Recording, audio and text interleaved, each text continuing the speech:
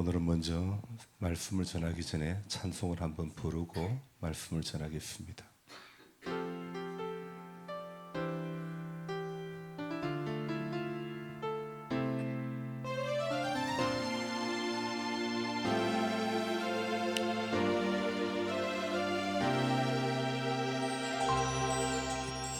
무명이어도 공허하지 예수 안에 난 만족함이 가난하여도 부족하지 않은 것은 예수 안에 오직 난 부요함이라.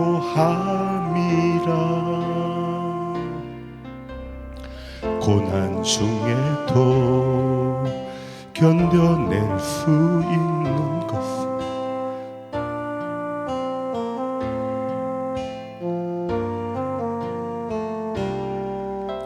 실패하여도 일어설 수 있는 것은 예수 안에 오직 나는 승리함이. 난 예수로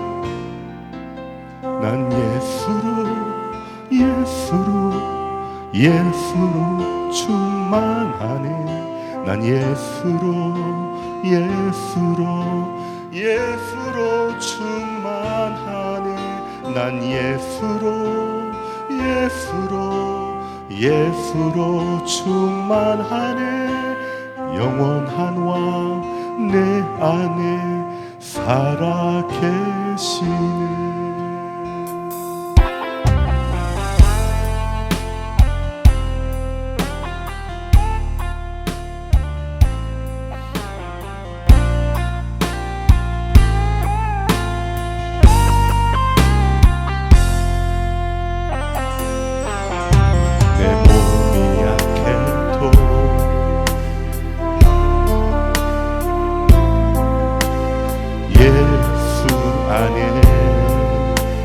완전함이라.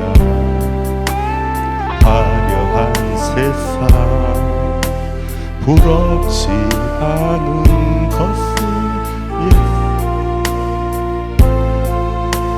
충만함이라. 난 예수로 충만하네. 세상 것들도 부럽지 않네. 난 예수로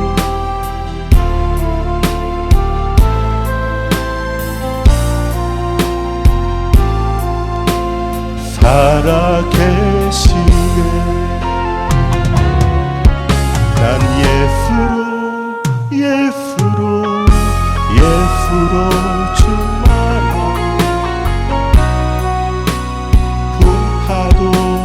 두렵지 않네. 난 예수로 충만하네. 영원한 왕 내 안에 살아 계시네. 영원한 왕 내 안에 살아 계시네.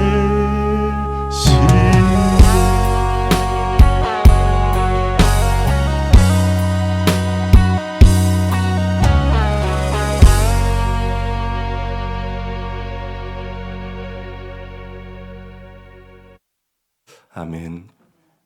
주님, 오늘도 우리 안에 살아계신 줄 믿습니다.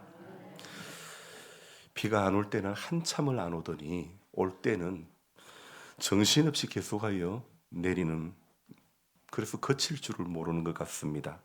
도대체 지금 며칠째 비가 내리고 있는지 이제는 계산도 안 될 그런 지경이죠. 이 비가 분산해서 꼭 필요한 시기에 알맞게 내린다면 얼마나 좋을까 싶은데, 그렇다면 홍수도 없고 가뭄도 없고 모든 게 다 좋을 것만 같은데, 그런데 그게 우리들 계획대로 내리고 우리들 계획대로 멈추고 하는 것은 아니죠. 그래서 올해 가을에는 제가 이렇게 정의를 내리고 싶습니다. 가뭄과 우기가 겹치는 그런 가을이 되고 말았다고 말입니다. 우리나라는 사실 우기라는 말을 잘 사용하지 않지만 지금처럼 긴 비는 우기라 말하는 것이 어쩌면 더 맞을 것 같습니다. 오늘도 1시가 안 돼서 잠에서 깨어서 제가 좀 감기에 충만한 몸을 조금 더 쉬려고 아무리 누워서 잠을 자려고 해도 결론은 더 이상 잠을 이루지를 못했죠. 그래서 새벽에 본당에 나올 때 제가 평소에 의상도 좀 편안하게 입고 오는데 반팔에 반바지 죄송합니다. 반팔에 반바지 입고 나왔는데 오늘은 긴 바지에 조끼까지 걸치고 이렇게 나오게 되었죠. 왜 그럴까요?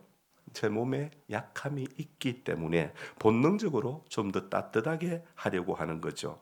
목, 금, 토 3일 동안 계속 처방받은 약을 먹어도 감기 기운이 가시지를 않으니 제가 아픈 것은 참을 수 있겠는데 목사로서 제일 신경 쓰이는 것이 설교를 어떻게 할 수 있을까 이 부분이 제일 걸리는 거죠. 그래서 그런 마음이 있었지만 그러나 오늘 이 약함의 문제를 안고 본당에 나와서 묵상하는데 조금 전에 불렀던 찬송 가사가 떠오르는 것입니다. 내 몸이 약해도 낙심하지 않은 것은 예수 안에 난 완전함이라. 아멘. 우리가 약해도요. 예수 안에 우리가 완전하게 된다는 것을 우리가 오늘도 확신해야 되는 것입니다. 화려한 세상 부럽지 않은 것은 난 예수로 충만함이라. 예수로 충만할 때 세상 모든 것들이 부럽지 않게 될 줄로 믿습니다. 여러분 우리가 고난 중에도 견뎌낼 수 있는 것은 다 무엇 때문에요? 주의 계획을 믿기 때문인 줄로 믿습니다. 주님이 우리를 향하여 계획하신 바가 있다면 어떤 고난이 있고 어떤 아픔이 있고 어떤 문제가 있고 어떤 풀리지 않는 그런 어려운 문제, 답답한 문제가 있다 할지라도 어떻게 돼요? 다 견뎌낼 수 있는 겁니다. 다 이겨낼 수 있는 줄로 믿습니다. 옷을 적게 못할 비 조금 맞았다고 감기에 이렇게 심하게 걸릴 줄 누가 알았습니까? 게다가 지난 주일을 앞두고도 제 컨디션이 좋지 않아서 어려움이 있었는데 이번 주일에도 이렇게 약함의 문제가 저의 뒤꿈치를 잡고 있으니 참 인생은 연약한 존재임을 다시 한번 실감나게 하는 것입니다. 근데 이 약함의 문제가 저뿐만 아니더라고요. 우리 새벽 기도에 직장 때문에 격일로 잘 나오시던 우리 교회 몸짱 우리 황 집사님도 며칠간 새벽 기도를 안 나오시길래 왜 이렇게 안 나오실까? 안 나오실 분이 아닌데 생각해서 전화를 드렸더니 병원에 아파서 병원에 계신다고. 제가 저 몸이 우리 황 집사님이 병원에 계실 줄 꿈에도 몰랐습니다. 또 그뿐 아니죠. 미국에 계신 오늘 우리 주보에 기도 제목에 우찬희 권사님이라고 올렸는데요. 미국에 계신 우리 무한 에너지 우리 우 권사님도 원치 않는 몸의 약함이 찾아왔습니다. 참 감사하게도 그래도 하나님의 은혜로 검사를 했는데 유방암 0기라는 겁니다. 제로기라는 것입니다. 아무데도 번지지 않고 제로기라는 것입니다. 그래서 12월 4일 날 티켓팅하고 12월 4일이면 이곳에 오려고 기도하고 준비했지만은 그러나 내가 계획을 세운다고 해가지고 내 발걸음이 열려지는 게 아니더라고요. 주님이 열어주실 때 움직이게 될 줄로 믿습니다. 그래서 우리는요, 우리가 계획한다고 되는 게 아니에요. 그뿐입니까? 어젯밤에는 우리 전은철 집사님이 몸이 안 좋아서 119를 타고 병원을 또 가는 등 여러분 인생은요 누구나 다 몸에 약함이 찾아오는 것입니다. 문제는 이렇게 약함이 찾아왔을 때 여러분 제가 질문해 봅니다. 돈이 있으면 삽니까? 간병해 줄 사람이 있으면 괜찮습니까? 여러분 아무리 돈이 있고 아무리 간병 해줄 사람이 있고 아무리 좋은 의사를 만나도 성도는요 은혜가 있어야 믿음이 있어야 살게 되는 줄로 믿습니다. 그래서 하나님의 사람은요 아사 왕처럼 병이 걸렸을 때에 의원을 의지하기보다는 누구를요? 여호와를 의지해야 될 줄로 믿습니다. 그런데 아사 왕은 어떻게 했어요? 하나님을 의지하지 않고 의원을 더 의지를 했다는 것입니다. 제가 이렇게 말씀드린다고 해서 병원을 딱 끊으라는 말씀은 결코 아닙니다. 병원을 가더라도 하나님, 어느 병원을 가야 될까요? 하나님, 어떻게 어떤 의사를 만나야 될까요? 여러분, 내가 무슨 광고를 잘 보고 내 머리에서 나오는 것 아닌, 내 경험에서 나오는 것이 아닌 무릎에서 나오는 감동으로 순종할 때에 살게 되는 줄로 믿습니다. 의사의 도움을 받더라도 기도하고 의사의 도움을 받아야 되는 것이 맞습니다. 하나님께 기도하지 않고 좋은 의사만 찾으려 하는 것은 결코 옳은 방법이 아니라는 것입니다. 제가 청년 시절에 다녔던 울산교회, 저는 거기에서 한 여중학생을 아주 유심히 눈여겨보았습니다. 이 여학생은요, 학교를 마치면 꼭 교회에 들려서 지하 기도실에서 기도하고 가는 그런 학생이었습니다. 제 기억으로는 새벽에도 나왔던 학생이었습니다. 한두 번이 아니라 늘상 마주쳤기 때문에 지금도 저는 이 여학생을 기억하고 있습니다. 근데 지금은 뭘 하는지 알 수는 없습니다. 그러나 분명한 것은 어린 여학생이지만 하나님을 경외함이 있었고 기도하고 공부하겠다는 그의 열정, 예배드리고 공부하겠다는 그의 중심을 사람인 제 눈에도 보였던 것입니다. 지금 그 여학생의 소식은 알지 못하지만 그러나 저는 분명히 확신합니다. 기도를 중심으로, 예배를 중심으로 살려고 하면 하나님은 언제나 그런 사람과 함께 해 주시는 줄로 믿습니다. 저나 우리 성도님들이 이 여학생에게 본받아야 될 것이 무엇입니까? 학교 수업 잘 마치고 예배당에 오게 하시니, 기도하게 하시니 감사합니다. 주님, 기도하고 나머지도 지혜롭게, 나머지 시간도 지혜롭게 잘 살기를 원합니다. 바로 이 중심을 우리가 배워야 하는 것입니다. 한 주간의 일을 마치고 예배당에 와서 주님, 저 일 잘 마쳤습니다.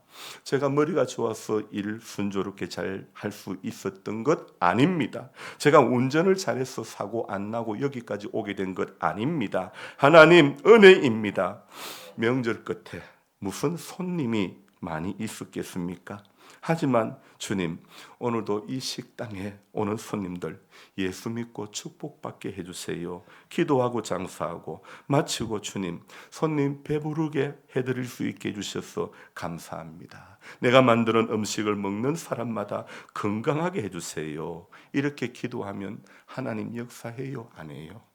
하나님 분명히 역사하실 줄 믿습니다. 병원에 다녀와서 주님, 병원 잘 다녀왔습니다. 멀리 다녀왔어도 항상 성전 중심으로 사는 사람이 되어야 하는 것입니다. 주님이 먼저 중심이 하나님께로 향하면 못할 게 없는 줄로 믿습니다. 능치 못할 일이 없는 줄로 믿습니다. 물론 지금 우리 예배당은 구약의 성소, 구약의 성전의 개념과는 다릅니다. 하지만 구약의 성소, 성전의 개념과는 다르지만은, 그러나 그 마음으로 지금도 이곳에서 하나님의 임재를 사모하면 그 사람은 언제나 하나님의 임재 가운데 깊이 들어가게 될 줄로 믿습니다. 여러분, 신앙이 자라지 않고 멈추는 것은 어디서부터 오는 것일까요?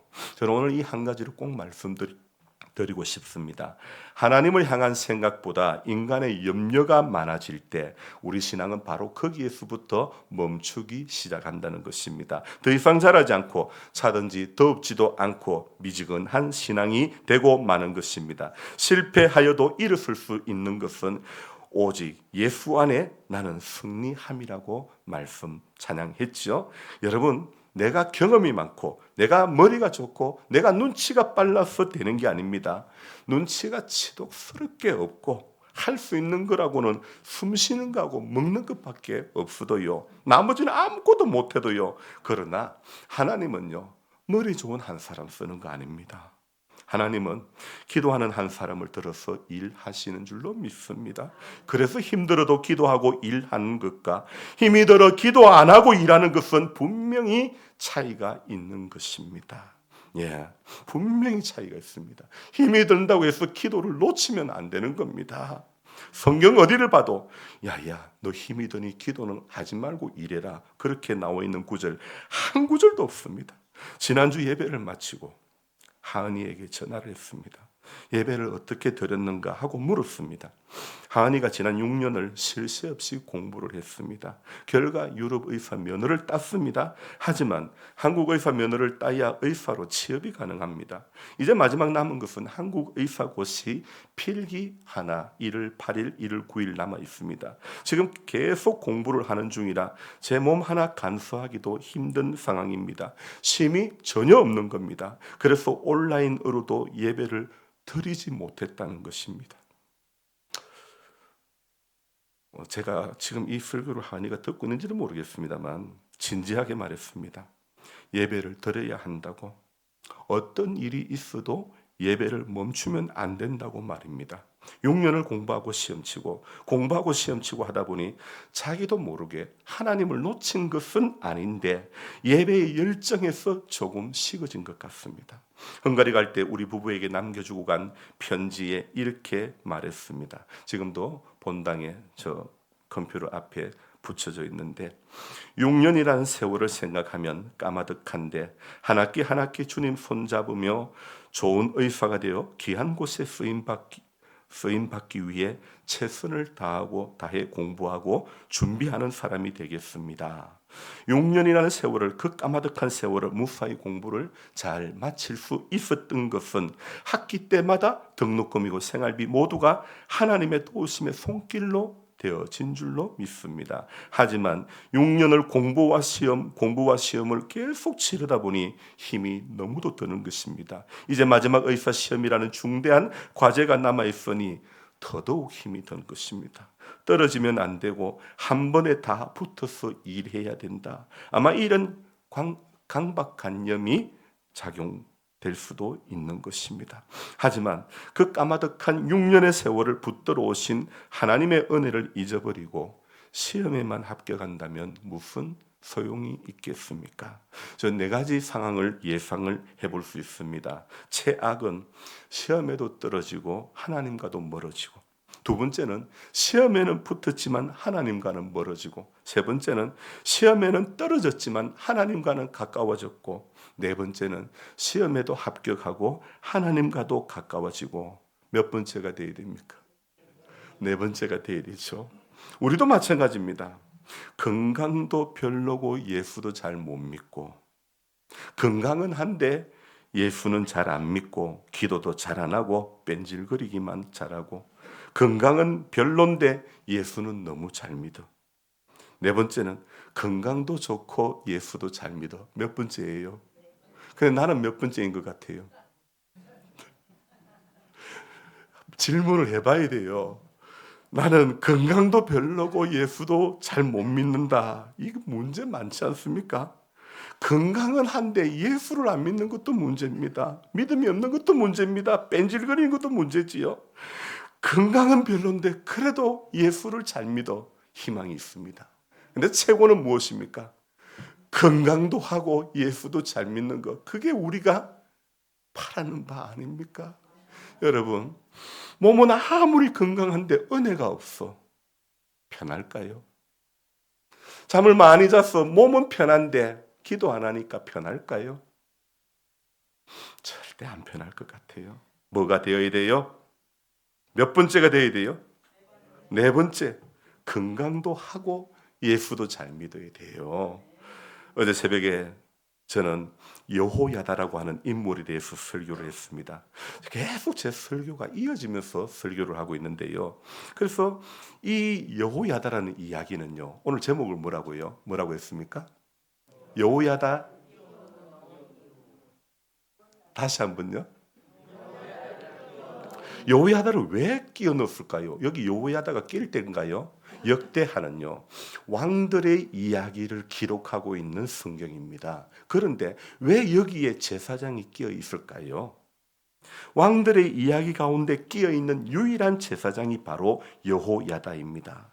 역대하라는 성경이 왕들의 이야기로 쭉 이렇게 구성된 성경인데 이 역대기 속에서 왕이 아닌 유일한 사람이 바로 여호야다라는 인물입니다. 그는 제사장이지만 어느 왕이 할 수 없었던 귀한 일을 하게 된 것입니다. 그가 이 귀한 일을 어떻게 할 수 있게 된 것일까요?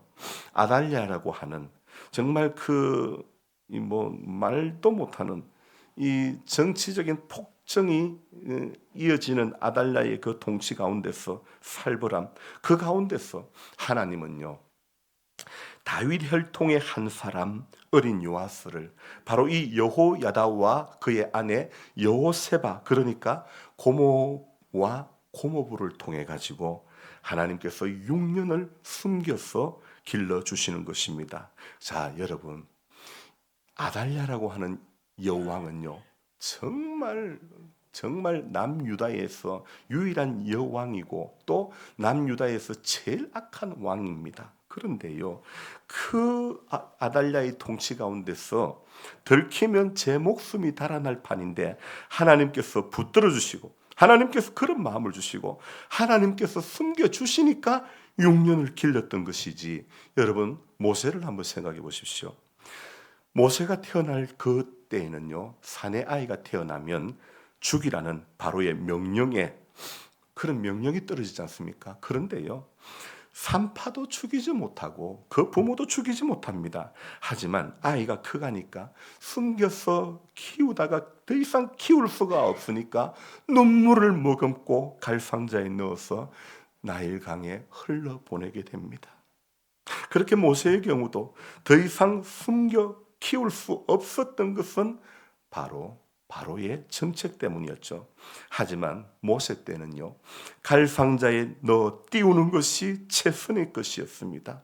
그것이 하나님께서 바로 공주의 손에 들어가게 하셔서 모세가 살아나는 길이 될 줄로 믿습니다. 자, 여러분 요아스 때를 볼까요? 아달랴 이 사람은요 바로보다 훨씬 더 더한 사람입니다. 결코 바로보다 더 완악하지 않은 사람이 아닙니다. 오죽했으면 얼마나 권력이 좋았으면 자기 손자들 죽이고 왕이 된 사람이 바로 아달랴입니다. 여러분 이게 말이 됩니까? 내가 아무리 권력이 좋다 하더라도 내 손자 죽이고 대통령 되겠다 왕 되겠다 이거 말도 안 되는 이야기 아닙니까? 자기가 왕이 되고 싶어서 왕이 될 수 있는 그 반열에 있는 사람을 모조리 다 죽였다는 것입니다. 바로보다도 더 완악하고 최고 악질, 순악질 여사입니다. 그런데 그런 아달랴의 치하에서 6년을 숨겨 키웠다고 합니다. 정말 대단한 결단, 대단한 은혜가 아니고서는 그 완악한 아달랴의 손길을 피해서 요아스를 키운다는 것은 결코 쉽지 않았던 것이죠.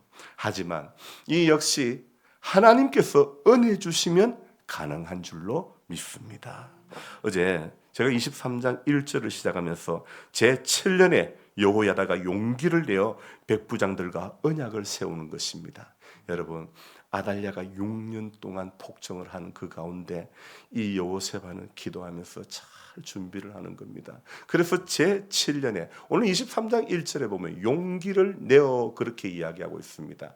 여러분 하나님 앞에 할 수 없지만은 그러나 용기를 내는 한 사람을 통해 가지고 하나님의 선한 역사가 시작이 되는 줄로 믿습니다. 나는 아무런 능력이 없지만은 하나님 앞에 기도하면서 믿음으로 내딛는 용기를 내는 한 사람을 통해서 하나님의 귀한 일들이 이루어지기 시작하는 줄로 믿습니다. 그래서 제사장 여호야다는 5명의 백부장들과 함께 아달랴의 칼에서 유일하게 살아남은 요아스를 옹립을 하려고 했습니다. 그래서 5명의 백부장들은요 온 유다를 돌며 레위 사람과 이스라엘의 족장들을 모아서 예루살렘을 향해 가는 겁니다. 여호야다는 모인 사람들에게 왜 요아스 왕자가 등극해야 하는지를 설명합니다. 어제 새벽에도 말씀드렸지만 그 내용이 바로 23장 3절의 말씀입니다. 우리 3절 말씀 같이 한번 읽어보겠습니다.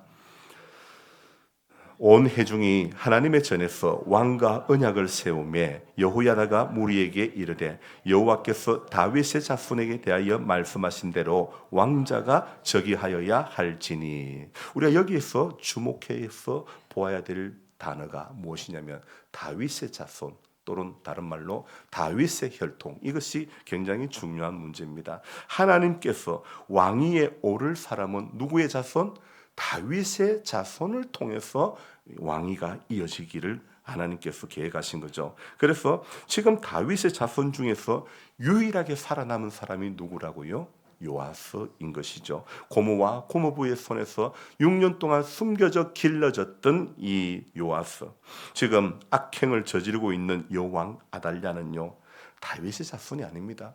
북쪽에서 이게 여호람의 아내로 이렇게 내려와서 결혼하게 됐던, 그래서 그 할아버지 때에 할아버지가 북이스라엘 왕과 교제를 하고, 그리고 그 북이스라엘의 최고 못된 왕, 최고 악한 왕 아합의 딸 아달랴를 며느리로 맞이하게 되는 겁니다. 여러분, 참 이거 자식의 문제는 참 어렵습니다. 자식의 문제는 아무리 우리가 기도해도요, 참 어려운 문제입니다. 멈춰야 됩니까? 기도를 멈춰야 됩니까? 기도하는 것에서 멈춰야 됩니까? 어렵기 때문에 더 기도해야 되지 않습니까? 여러분, 그리스도인은 하나님의 말씀에 순종하는 사람들입니다. 하나님의 말씀에 하나님의 정하신 말씀의 원칙에 따라 살아가는 사람이 바로 그리스도인입니다. 그래서 하나님의 말씀의 원칙이라면 내게 손해가 되어도 고개를 끄덕이면서 순종하는 것이 믿음입니다. 그러나 하나님의 말씀의 원칙이 아니라면 내게 이익이 되어도 고개를 흔들 줄 아는 그런 사람이 하나님의 법칙을 따라 살아가는 사람인 줄로 믿습니다. 대제사장 여호야다는 모인 사람들에게 각각 사람들이 행해야 할 일을 알려주었고, 사람들은 전부 여호야다의 말에 순종하였습니다. 마침내 모든 것을 친밀하게 진행한 후에 오늘 11절과 같이 요아스 왕자를 왕으로 옹립을 하게 되는 것입니다. 우리 11절 같이 또 한번 읽어보겠습니다. 무리가 왕자를 인도해내어 면류관을 씌우며 율법책을 주고 세워 왕으로 삼을새 여호야다와 그의 아들들이 그에게 기름을 붓고 이르기를 왕이여 만세수를 누리소서 하니라.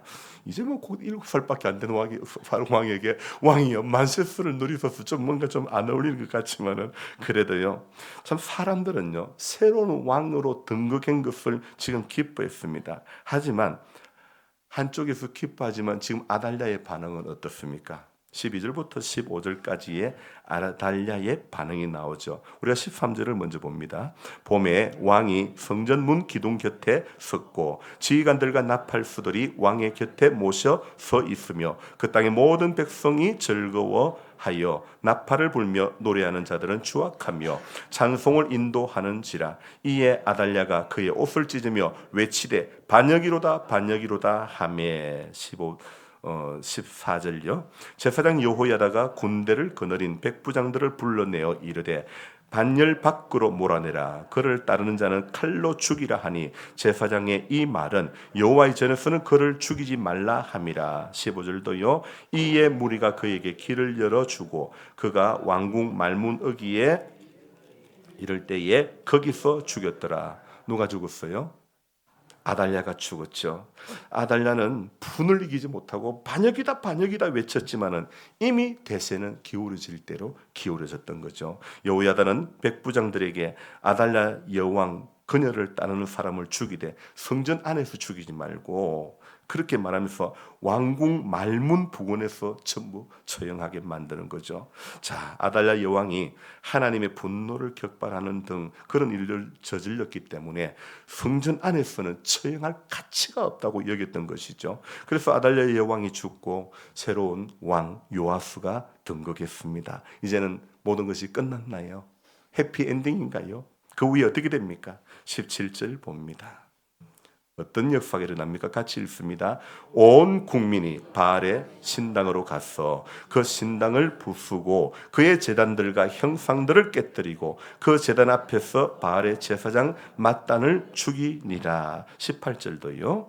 여호야다가 여호와의 전에 직원들을 세워 레위 제사장의 수하에 맡기니 이들은 다윗이 전에 그들의 반열을 나누어서 여호와의 전에서 모세의 율법에 기록한 대로 여호와께 번제를 드리며 다윗이 정한 규례대로 즐거이 부르고 노래하게 하였던 자들이더라. 지금요, 온 백성들이 어디로 갑니까? 바알의 신당으로 가가지고 그 신당들을 부수고 우상들을 깨뜨리고 바알의 제사장을 제거하고 마는 것입니다. 그리고 성전을 돌보는 일을 레위 사람들로 하여금 섬기게 하는 것입니다. 그래서 성전에서 섬기는 일은요, 본래 레위 사람들의 몫이었기 때문에 이렇게 이 귀한 일들을 감당을 해가는 것입니다. 그런데 여호야다가 이렇게 했던 것, 이렇게 행한 이유, 오늘 16절이 잘 밝혀주고 있죠. 16절도 같이 읽습니다.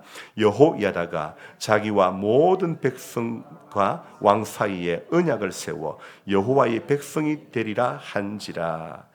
여러분, 이 여호야다의 개혁은요, 핵심은요, 단순히 아달랴를 몰아내고 요아스를 왕으로 세우는 그것이 목적이 아니라는 것입니다. 바알의 신당을 부수고 그 제사장들을 제거하기 위함은 더 아니었습니다. 여호야다의 개혁의 중심은요, 자신은 물론 모든 백성이 하나님의 언약의 백성임을 재확인하기 위해서 이었다는 것을 16절은 밝히고 있지 않습니까? 여러분, 이 역대기가 언제 쓰여진 성경이라고 했습니까? 포로 귀환 전입니까? 포로 귀환 후입니까? 포로에서 70년이 차고 포로에서 돌아오고 난 뒤에, 그래서 바벨론으로 포로로 끌려갔던 사람들이 70년 동안 말로 형언할 수 없는 그런 고난을 다 겪고 와서 돌아와 과거의 역사를 신앙의 눈으로 재해석하여 기록한 책이 바로 역대기입니다. 그래서 역대기를 시작하면서 맨 처음에는요, 뿌리에 대해서 가르치는 겁니다. 그래서 족보가 쭉 나오지 않습니까? 그래서 역대기는요, 어떻게 보면 하나의 신앙의 해고록과 같은 그런 책이라고, 정말 지난 역사를 돌아보니 자신들이 얼마나 하나님을 등지고 살았는지, 하나님의 뜻을 얼마나 외면하고 살았는지, 얼마나 하나님의 백성다운 삶을 살지 못했는지를 절실히 느끼게 하는 그런 책입니다. 그래서 하나님의 백성으로 사는 것이 얼마나 바르고 가치가 있는 것을 되새기기 위해서 기록한 책이 바로 역대기라는 그런 성경입니다. 여러분, 우리의 신앙도 동일하지 않습니까? 우리의 지난 생활을 돌아보면, 신앙 생활을 돌아보면 가장 아쉽고 안타까운 게 뭡니까? 뭐 좋은 학교 못 나온 거, 좋은 사람 만나서 시집 오지 못하고, 아이고 내 팔자에, 이거 아닙니다. 좋은 회사 들어가지 못한 거, 그거 아닙니다. 여러분, 내가 좀 더 부자로 살지 못했던 거, 그거 아닙니다. 그때의 하나님을 더 바로 섬기지 못하고, 그때의 하나님 백성다운 삶, 그때의 하나님 자녀다운 삶을 다 살지 못한 것에 대해서 가슴을 쳐야 되지 않을까요? 오늘도 시간이 지나면 과거가 되고 맙니다. 세월이 지난 후에 미래의 과거된 오늘 우리의 모습을 또 돌아보게 될 것입니다. 그때에 우리는 같은 후회를 하는 사람이 되면 안 되는 것입니다. 하나님께서 우리가 오늘도 마음과 정성을 다해 심으신 그 곳에서 우리가 진리의 삶을 살아내야 됩니다. 하나님의 백성다운 삶을 살아내야 하는 것입니다. 그래서 우리는 지금보다도 훨씬 더 성숙한, 오늘보다도 훨씬 더 성숙한 내일의 우리가 되어져야 될 줄로 믿습니다. 오늘 여호야다가 개혁했던 모든 중심에는 자기와, 여기 분명히 먼저는 자기와 모든 백성과 왕 사이에 언약을 세워가지고 여호와의 백성이 되리라. 오늘 이것이 저와 여러분들이 예배자로 서는 이유인 줄로 믿습니다. 자기와 모든 백성과 왕 사이에 이 나라의 모든 사람이 하나님의 언약의 백성이 되기를 간절히 바랬던 것입니다. 오늘 우리가 이 마을에 우리와 함께하는, 같이 살고 있는 많은 분들, 하나님, 이곳에 내 이웃들, 내 눈만 뜨면 보는 사람들, 하나님, 하나님의 백성이 되기를 원합니다. 제가 서두에 말씀드렸지만 오늘 우리 윤 권사님 명절 끝나고 식당에 누가 올 거냐 같지만은, 그러나 몇 명이 오더라도 하나님, 오늘도 이곳에 와서 밥 먹고 가는 사람들 예수 잘 믿고 축복받게 해주세요. 그 기도하는 마음으로 하면요, 하나님께서 그 기도를 통해서 선한 길을 열어주실 줄로 믿습니다. 우리가 하는 것은 작은 것이지만은 하나님은 크고 귀한 것, 좋은 것, 복된 것 주실 줄로 믿습니다. 기도하겠습니다. 하나님 아버지, 고맙고 감사를 드립니다. 우리 하나님 선하신 손길을 오늘도 의지하면서 주님 앞에 우리가 할 수 있는 것은, 내가 부족해도 하나님의 백성으로서 마땅히 전능자를 예배하는 것, 가장 귀한 일인 줄로 믿습니다. 경험이 많다고, 지혜가 많다고 사는 것도 아닙니다. 돈이 많다고 살아나는 것도 아닙니다. 은혜 아니면 살아갈 수가 없네. 호흡마저도 다 주의 것이니, 정말 호흡마저도 다 주의 것임을 고백하며 하루를 살아도 은혜로 살아가는 모두가 되게 도와주옵소서. 예수님의 이름으로 감사하며 기도드리옵나이다. 아멘.